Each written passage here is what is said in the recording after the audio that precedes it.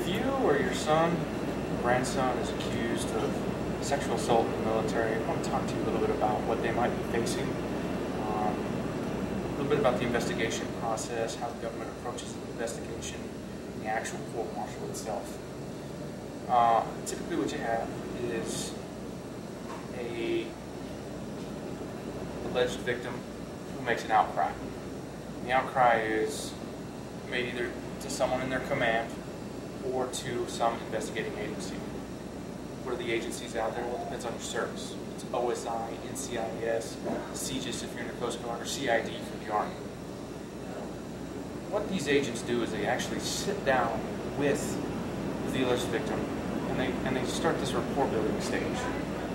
They start to get to know them a little bit. They're there for them. We're here to help you. You've been through a traumatic event. Tell us your story. Now, these interviews last anywhere between 6 and 10 hours. They're long interviews. And the other interesting thing is these interviews aren't taped. They're not videotaped. They're not audio taped. The only thing that you see at the end of these interviews is some sort of written statement made on behalf of the alleged victim or the investigator's notes. Either or, sometimes both. On the other hand, if you're the accused, or your son or grandson is the accused, they actually videotape his interrogation. Now, he has the option to invoke his rights, and he should. But most of my clients end up contracting with me after they've already made a statement, so by then it's too late.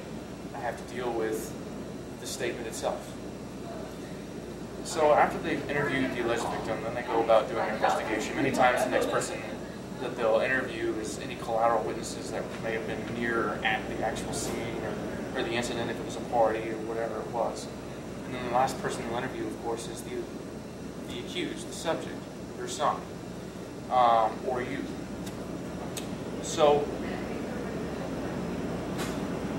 how do they approach investigating you in particular? Well, it's interesting. When they sit down to question you, they do the same thing they did with the alleged victim. They build this rapport with you. They want to talk to you. If you're from Arizona, they'll ask you whether or not you like the Cardinals or not. Okay, something like that. And you got brothers and sisters, and they'll really try to massage out you, make you feel good, so that you quote unquote confess to whatever it is they think you did. And agents will go as far as they can. They will lie. They will bold-faced lie to you about the facts that they have already gathered in the case. For instance, I had a client who was accused of sexual assault, and the NCIS agent had interviewed a third party who saw what happened the day prior to interviewing my client. And this third party said, I observed consensual sex. He was like, oh, okay. So he interviews my client, and this is a videotaped interview. He says, well, we had a third party see what exactly happened, and they said it was rape. So you see, it's a bold-faced lie, and that's what these agents will do. They're not interested in getting to the truth. They're not interested in getting the facts. They're interested in convicting you and putting you in jail. Now, it comes to a charging decision. Well, they're going to charge you with rape. They're going to charge you with sexual assault. And they don't care how bad the alleged victim even looks like. They don't care that the alleged victim is promiscuous. They don't care that the alleged victim commits adultery.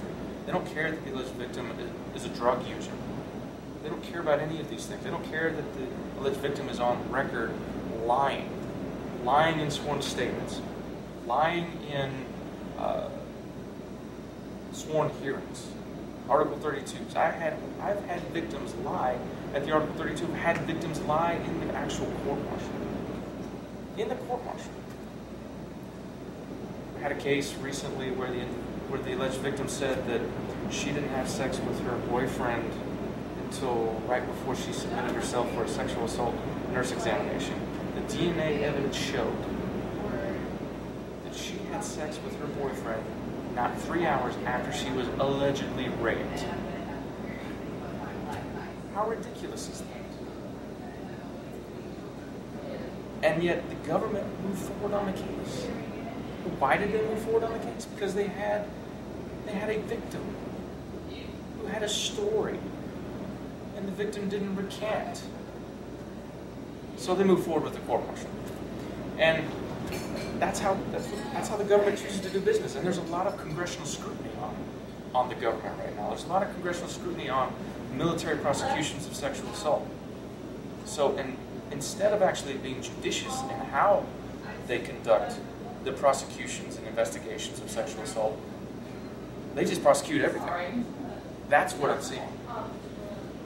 What does that mean for you? What does that do for your quality of life? Well, if you don't have an experienced defense counsel working with you to defend you,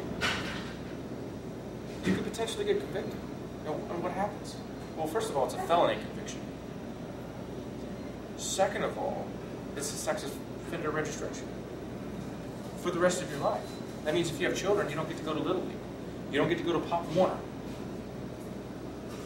If you're trying to get a good paying job after you've served your time and paid your quote-unquote debt to society, good luck. Your honor and your integrity is at stake. And the government, the military, the service that you signed up for and said, I'm going to lay my life down for my country. They don't care about that anymore. Because now you're accused of a crime. You're accused of sexual assault. And the way they're approaching these investigations, they really don't care about you anymore. You're just another number to them. So you need to consider that as you approach and as you determine what your defense is going to be when it comes to sexual assault in the military. So if you have further questions, pick up the phone, give me a call. It's at the bottom of the screen. Shoot me an email. I'm there to answer any questions that you have. Appreciate your time. Thank you.